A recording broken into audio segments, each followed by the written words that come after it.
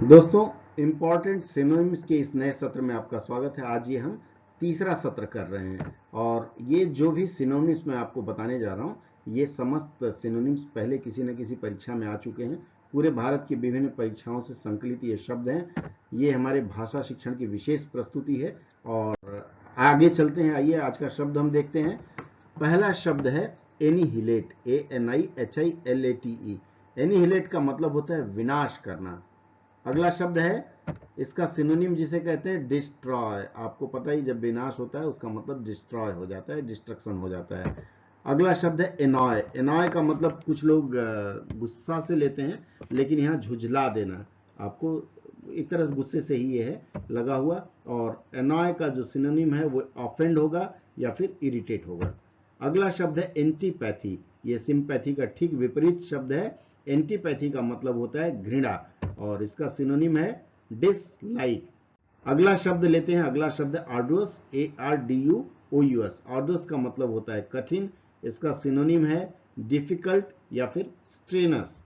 अगला शब्द है आर्टफुल। आर्टफुल आर्ट है ना, जैसे कई लोग कहते हैं कला मत दिखाओ मेरे पास, तो आर्टफुल को यहाँ धूर्त कहा गया है और धूर्त का जो सिनोनिम होगा वो होगा कनिंग या फिर क्राफ्टली।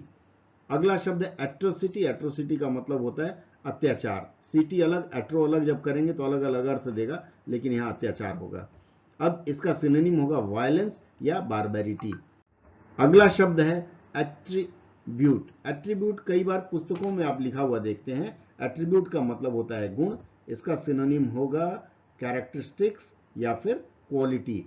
अगला शब्द अगस्त। अगस्त ये महीने से मत लीजिएगा। अगस्त का मतलब होता है गरिमापूर्ण और भव्य। कई बार इनविटेशन कार्ड में आप ये शब्द लिखा हुआ देखेंगे, योर अगस्त प्रेजेंस, या फिर कोई बड़े आदमी आ रहे हो तो हिज हाई होलीनेस, इस तरह के शब्द लिखे रहते हैं।